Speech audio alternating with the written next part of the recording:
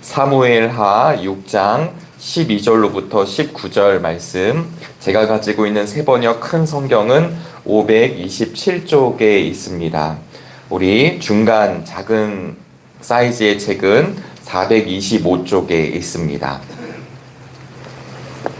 혹시 개역 개정으로 보시는 분들은 473쪽에 있습니다. 사무엘하 6장 12절로부터 19절까지의 말씀, 우리 한 절씩 교독하시고 마지막 절은 합독하시겠습니다. 누군가가 오베데돔의 집에 하나님의 궤를 보관하였기 때문에 주님께서 오베데돔의 집과 그에게 딸린 모든 것에 복을 내려주셨다는 소식을 다윗 왕에게 전하였다. 그리하여 다윗은 기쁜 마음으로 가서 하나님의 궤를 오베데돔의 집에서 다윗 성으로 가지고 올라왔다. 궤를 옮길 때에 그는 큰 축제를 벌였다. 다윗은 주님의 궤를 맨 사람들이 6걸음을 옮겼을 때 행렬을 멈추게 하고 소와 살찐 양을 제물로 잡아서 바쳤다. 그리고 다윗은 모시로 만든 에봇만을 걸치고 주님 앞에서 온 힘을 다하여 힘차게 춤을 추었다. 다윗과 온 이스라엘 가문은 환호성을 올리고 나팔 소리가 우렁찬 가운데 주님의 궤를 옮겨왔다. 주님의 궤가 다윗 성으로 들어올 때에 사울의 딸 미갈이 창 밖을 내다보다가 다윗 왕이 주님 앞에서 뛰면서 춤을 추는 것을 보고 마음속으로 그를 업신여겼다. 그들이 주님의 궤를 들여다가 다윗의 궤를 들고 쳐놓은 장막을 제자리에 옮겨 놓았을 때에 다윗이 주님 앞에 번제와 화목제를 드렸다. 다윗은 번제와 화목제를 드리고 나서 만군의 주님의 이름으로 백성에게 복을 빌어주고, 함께 읽겠습니다. 그곳에 모인 온 이스라엘 백성에게 남녀를 가리지 않고 각 사람에게 빵 한 덩이와 고기 한 점과 건포도 과자 한 개씩을 나누어 주었다. 그런 다음에 온 백성이 각각 자기들의 집으로 돌아갔다. 아멘. 가장 추운 날인 듯 싶습니다. 또 내일도 있겠지만 이 엄동설한을 뚜시고 또 함께 예배를 드릴 수 있어서 감사하고, 또 우리의 건강을 지켜주신 주님을 찬양하는 믿음의 날이 되시기를 간절히 바랍니다. 아이들과 가끔 집에서 밥을 해먹기도 하지만 때로는 배달 음식을 시키기도 합니다. 아이들이 좋아하는 음식 중에 아직까지도 햄버거가 있는데요. 이 햄버거가 우리가 아시다시피 패스트푸드라고 이야기합니다. 아이들에게 이런 이야기를 한 적이 있죠. 햄버거는 빨리 먹는 거야. 빨리 준비가 돼. 그게 무슨 뜻이야? 라고 이야기해서, 그래서 이 음식을 햄버거 같은 음식들을 패스트푸드라고 이야기합니다. 아마 미국을 대표하는 음식이라고 여겨집니다. 빨리 준비되고 빨리 음식을 먹는 거죠. 그런데 이 햄버거라고 하는 음식을 통해 보면 참 그 시대상을 볼 수가 있습니다. 특별히 우리나라 사람들은 어떠한가요? 저도 그렇지만 입에 밴 말 중에 하나가 아침에 이제 아이들을 등교시키고 밥을 먹고 씻고 이렇게 할 때 천천히 해, 여유롭게 해, 이렇게 얘기하면 얼마나 좋을까요? 네, 얼마나 서로 기분이 좋을까요? 그러나 입에 버릇처럼 빨리빨리 밥 먹어, 빨리빨리 씻어, 빨리빨리 해 라고 하는 것을 저도 이렇게 제 안에 담겨져 있습니다. 우리나라뿐만 아니라 세계 다른 민족들보다는 확실히 빠른 민족이긴 하지만, 많은 분들이 현대인들의 문제를 어디서 찾게 되냐면 편하고 빠르게 가는 것을 찾습니다. 조급하게 서둘러 가는 조급증이 이 시대를 살고 있는 사람들에게 있는 것 아닌가? 이렇게 얘기를 하면서 어떤 분이 이런 예시를 주셨습니다. 그러면서 여러분들은 계산대에서 긴 줄과 짧은 줄이 있으면 어디로 옮겨 가십니까? 저도 그렇지만 이제 짧은 쪽을 찾아가지요. 또 하나, 운전을 할 때 길이 막혀 있을 때 빨리 가는 이 노선을 보게 되면 많은 분들이 또 옮기게 됩니다. 또 한 가지 일만 하는 것이 아니라 이 시대에 많은 것들을 하잖아요. 이 한 가지 일을 잃어버릴 정도로 여러 가지 일을 동시에 한 경우가 있으신지를 묻는 물음을 본 적이 있었습니다. 여러분, 슬로우 영성이라고 하는 책을 쓰신 존 마스코머의 책을 보면 이런 이야기가 나오게 되는데요. 영국 식민주의가 한창이던 시절에 영국 사람이 이제 아프리카를 여행하게 되었습니다. 본인이 짐을 들 수 없기 때문에 짐꾼을 고용하게 되었고, 다음날 빨리 가자고 했는데 이 짐꾼들이 움직이지 않는 것입니다. 돈을 더 주겠다고 해도 이 짐꾼들이 가지 않았습니다. 그래서 왜 안 가냐고 물어보았더니 이 아프리카 사람들이 뭐라고 얘기했냐면, 자신들의 영혼이 자신의 몸을 따라오기를 기다리고 있다라고 대답을 했다는 일화가 이 책에 담겨져 있습니다. 바쁜 삶을 살아가는 현대인들을 향한 이야기였었습니다. 오늘 본문은 저희들이 6장의 긴 내용 중에 특별히 오늘 성서 일과에 따라서 저희들은 오늘 본문을 읽으셨는데요. 오늘 본문에 나오는 다윗을 보시면, 사실 다윗은 하나님 마음에 합한 사람이라고 하나님께 칭찬을 받았던 하나님의 위대한 사람입니다. 그런데 또 불구하고 이 6장에 보시면 다윗의 조급한 마음을 사실은 볼 수가 있습니다. 사실 다윗은 유다 사람들이 헤브론 유다의 왕으로 삼게 되죠. 그러나 아직 사울 집에 사람들이 있었습니다. 사울 왕이 죽게 되자 아들인 이스보셋이 왕을 이어가죠. 그러니까 우리가 보통 성경 공부를 할 때는 사울이 40년, 다윗이 40년, 솔로몬이 40년, 이렇게 120년 동안 통일 왕국 시대를 보냈다라고 우리가 크게 이야기하지만, 조금 더 세밀하게 들어가 보면 다윗은 처음부터 통일 왕국의 왕은 아니었었습니다. 사울 왕의 사람들과 싸움이 있었다가 마침내 다윗의 집이 승리하게 되죠. 그래서 이스라엘의 모든 지파가 헤브론으로 가서 다윗에게 기름을 부어 마침내 통일 왕국이 됩니다. 그러니까 다윗의 입장에서는 내가 처음부터 통일 왕국의 왕이 아니라 내가 처음에는 유다 지파로부터, 그 다음엔 나머지 지파로부터 하게 됐을 때 어떤 마음이 들었을까? 아마 그 속마음을 성경은 기록하고 있지 않지만 사실은 6장을 보시면 이 다윗의 조급한 마음을 저는 좀 느낄 수가 있습니다. 왜냐하면 빨리 이 분열됐던 이 사람들을 하나로 만들고 싶은 마음, 그래서 이 통합과 일치를 위해 예루살렘을 수도로 정하고 주님의 궤를 모셔오기를 원합니다. 그래서 이 법궤, 언약궤는 하나님 임재를 상징하고 하나님이 함께 하시는 거기 때문에 이 법궤를 가지고 오려고 하죠. 그럼 법궤를 왜 가지고 오려고 하냐면, 엘리 제사장 때 블레셋에게 이 언약궤를 뺏깁니다. 70년 동안 아비나다드의 집에 머물러 있었고, 그래서 이 하나님의 강력한 나라를 건설하고 싶은 이 다윗은 이 법궤를 가져오고자 합니다. 근데 조급함이 느껴지는 이유는 바로 자기의 기준으로 법궤를 모셔오기 때문입니다. 군대를 3만 명을 동원하고요, 또 빠르게 옮기기 위해서 수레를 준비합니다. 인간적인 생각으로는 당연하지 않을까요? 내가 이제 한 나라의 왕이 되었고, 그리고 내 왕 3만 명의 어마어마한 군사들을 데리고 가서 거창하게 화려하게 이 법궤를 옮겨오는 거죠. 그러나 나곤의 타작마당에 이르렀을 때 소들이 놀라 뛰게 됐고, 우사가 손을 내어서 그 떨어지는 법궤를 붙들려다가 죽는 사건, 베레스 우사가 나오게 됩니다. 이때 다윗은 두렵고 무서워서 멈추게 됩니다.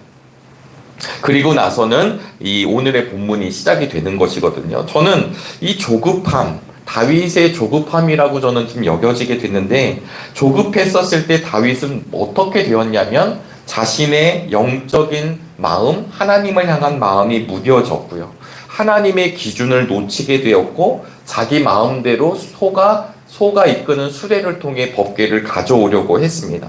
결과적으로는 무엇이 됐냐면 사람이 죽게 되었고, 결과적으로는 자기가 목적했던 것을 이루지 못한 것이 오늘 본문 이전의 이야기입니다. 오늘 본문 이전에는 바로 오늘 본문은 어떻게 시작하냐면, 법궤가 머물러 있는 그 오벳 에돔의 집과 그에게 딸린 모든 것이 복을 내리셨다라고 하는 소식을 전해 듣게 되자 이제서야 다시 법궤를 다윗 성으로 옮기려 하고 있습니다.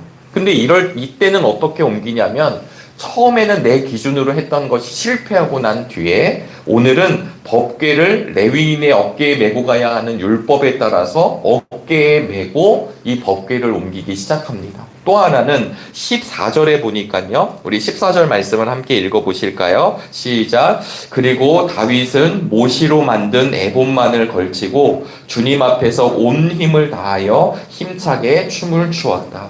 다윗이 이전에는 3만 명의 군사를 동원해서 화려한 왕으로 등장했지만 이 14절에서 보시면 모시로 만든 에봇을 입고 등장을 하게 됩니다. 에봇은 우리가 아시다시피 제사장이 직무를 감당할 때 입는 옷입니다. 제사장이 직무를 감당할 때 입는 옷이라고 하는 것은 하나님께 예배하고 제사할 때 제사장으로서 입는 옷. 그래서 다윗이 왕복 대신에 지금 이 에봇을 입고 하나님 앞에 춤추며 노래하며 서 있다라는 것을 성경이 증언하고 있습니다. 또 하나는 13절의 말씀을 보니까 다윗은 주님의 궤를 맨 사람들이 6걸음을 옮겼을 때에 행렬을 멈추게 하고 소와 살찐 양을 제물로 잡아서 바쳤다. 여러분, 힘과 능력을 과시했던 이 다윗이 이제는 6걸음마다 지금 제사를 드리고 예배를 드린다라고 하는 것입니다. 여러 이제 이 6걸음이 어떤 의미일까를 좀 찾아보니까 많은 이제 구약 학자들의 이야기는 인간의 최선을 의미하는 것이 6걸음이다라고 표현해 주셨습니다. 그러니까 인간으로서 최선을 다할 수 있는 내 걸음을 걸은 뒤에 하나님을 예배하는 일이 반복되면서 지금 법궤가 움직여지고 있더라는 것입니다. 마침내 17절에 보시면 주님의 궤를 들어다가 다윗의 궤를 두려고 쳐놓은 장막안 제자리에 드디어 제자리에 옮겨오게 된 법궤. 그리고 다윗이 주님 앞에 무엇을 드리냐면 번제와 화목제를 드립니다. 번제와 화목제를 드린다라고 하는 것은 결국 이 제사를 통해 예배를 통해 하나님과의 관계를 회복하고 백성들과의 관계가 회복된 것을 이야기합니다. 오늘 본문은 정말 은혜 가운데 법궤가 온 이야기지만 6장 전체를 놓고 보면 정말 이 조급한 마음을 내려놓아야 함을 다시 한번 묵상하게 되었습니다. 여러분, 이 시대가 정말 빠른 속도의 시대 아닌가요? 예전에 우리나라가 여행을 할 때에도 얼마나 많은 일들이 있었을까요? 제가 알기로는 예전 분들의 신혼여행이 온양온천이었다고 들었습니다. 설악산이었다고 들었고요. 그리고 그 정도 가는 것도 정말 큰 일. 거기도 잘 안 되시면 이 남산 북악 스카이웨이를 가셨다는 이야기를 들었습니다. 왜냐하면 그 시절에는 그렇게 가는 것도 어려웠던 시절이지만 20년, 30년이 지난 지금은 얼마든지 일본도 왔다 갔다 하고 하루 사이에 중국도 왔다 갔다 하는 속도의 시대를 살아가고 있습니다. 참 좋은 시대입니다. 그런데 우리의 믿음 가운데, 영성 가운데도 너무나도 빠른 속도를 추구하고 있는 것 아닌가라고 하는 생각이 들게 되었습니다. 합리성을 추구하고 있진 않은가? 내가 계획한 모든 것을 속히 이루어내려는 욕심이 있지 않는가? 우리가 주님 앞에 기도를 드리면서도 하나님의 시간에 우리가 맞추기보다는 내 속도, 지금 이 빠른 속도에 하나님께 요구하는 것이 있지 않은가라는 생각을 하게 되었습니다. 오늘 말씀을 준비하면서 이 것들을 조급증이라는 말로 잠시 표현해 보았습니다. 여러분, 오늘 사무엘하 6장의 본문의 말씀은 결국은 우리 하나님의 기준은 법궤를 메고 가라고 하는 것이었습니다. 하나님의 기준은 말씀을 메고 가라고 하는 것이었습니다. 하나님의 기준은 말씀이신 예수님과 동행하라고 하는 것입니다. 하나님의 기준은 그 예수님의 십자가를 우리가 지고 가는 것이라 말씀하는 것 아닐까? 그런 음성이 들려왔습니다. 마가복음 8장 34절에 누구든지 나를 따라오려거든 자기를 부인하고 자기 십자가를 지고 따를 것이니라. 여러분, 우리의 속도와 우리의 기준이 아니라 다윗이 자신의 옷을 바꿔 입고 그리고 정말 하나님의 방법으로 법궤를 모시고 오시듯이 우리의 삶도 그러해지게 되기를 간절히 바랍니다. 마지막으로 저는 또 하나 주목하고 싶었던 것은 오늘 은혜 가운데, 기쁨 가운데 법궤가 다윗성으로 들어오고 있는데 다 뭔가 맥이 맞지 않는 구절이 하나 등장합니다. 그것이 무엇이냐면 바로 16절 말씀입니다. 우리 16절 말씀을 함께 읽어보도록 하겠습니다. 주님의 궤가 다윗 성으로 들어올 때에 사울의 딸 미갈이 창 밖을 내다보다가 다윗 왕이 주님 앞에서 뛰면서 춤을 추는 것을 보고 마음속으로 그를 업신여겼다. 마음속으로 업신여긴 것을 하나님이 끌어내십니다. 마음속으로 저주했던 것, 마음속으로 조롱했던 것, 마음속으로 갖고 있었던 이 생각을 성경은 정말로 드러내고 있습니다. 아니, 어떻게 왕이 채통을 잃어버리고 저렇게 춤을 출 수 있는가? 어떻게 저렇게 많은 백성들 앞에서 미갈은 어떻게 다윗이 저런 행동을 할 수 있을까라고 지금 생각하는 것을 드러내는 것이죠. 여러분, 우리가 정말 주님을 찬양하며 예배하며 주님의 제자로 걸어갈 때요, 반드시 우리를 비난하고 못 받아들이고 이해할 수 없는 사람들은 있습니다. 왜냐하면 하나님 나라의 그 아름다움과 복을 누리지 못했기 때문입니다. 우리 정릉의 성도님들은 하나님의 인재와 하나님이 나와 함께 하심과 하나님이 주시는 그 은혜와 기쁨을 누린 사람들이기를 간절히 바랍니다. 그래서 세상 사람들이 아무리 우리를 향해 힐난한다 할지라도 두려워하지 않을 이유는 우리 안에 참 기쁨이 있기 때문입니다. 왜 미갈이 이 다윗을 이해하지 못했을까요? 이 미갈은 세속적으로 다윗을 바라보았기 때문입니다. 왕가의 채통으로 다윗을 바라보았기 때문입니다. 그리고 사울은 이 법궤가 중요함을 잃어버렸던 사람이었기 때문에 이 아버지의 영향도 미갈에게 반드시 있었을 것이라 저는 여겨집니다. 여러분, 우리의 신앙의 모습이 미갈과 되지 않기를 간절히 바랍니다. 어떻게 교회에서 이렇게까지 할 필요가 있을까? 어떻게 주님의 사람들이 이렇게 채통 없이 할 수 있을까? 이렇게 우리가 마음을 먹는 것이 아니라 정말 다윗 왕이 정말 자신의 생활과 삶을 변화시켜서 이 법궤를 정말 하나님의 방법으로 모셔왔듯이 우리도 그러할 수 있게 되기를 주님의 이름으로 축복합니다. 결국 미갈은 나중에 어떻게 되냐면요, 다윗 왕의 후손을 잊지 못하고 23절에 보니까 이렇게 표현하고 있습니다. 이런 일 때문에 사울의 딸 미갈은 죽는 날까지 자식을 낳지 못하였다. 물론 한 여성의 아픔처럼 보여지지만 성경은 무엇을 이야기하냐면 정치적으로 결합된 다윗과 사울의 가문을 끊어놓고 있는 것입니다. 이제 다윗의 계보로 이어가게끔 하나님이 인도하고 계신 것입니다. 이제 저희들은 성탄을 기다리고 있습니다. 정말 하나님의 방법으로 하나님의 은혜로 이 땅에 오신 우리 예수 그리스도를 하나님의 눈으로 바라볼 수 있는 우리 모두가 되기를 간절히 바랍니다. 특별히 오늘은 가장 밤이 길다는 동짓날이라고 합니다. 어둠이 가장 깊은 때 우리 주님이 오셨다라는 사실을 기억하면서 우리의 고개를 들어 우리 하나님을 바라보는 은총의 날이 되시기를 주님의 이름으로 축원합니다. 기도하시겠습니다. 하나님, 오늘도 귀한 날 주심을 감사합니다. 이 겨울에 참으로 추운 겨울을 맞이하였습니다. 영하 15도까지 떨어지는, 체감은 더 떨어지는 이 겨울, 하나님, 이웃의 어려움과 아픔을 함께 나눌 수 있도록 우리의 시야가 확장되도록 인도하여 주시옵소서.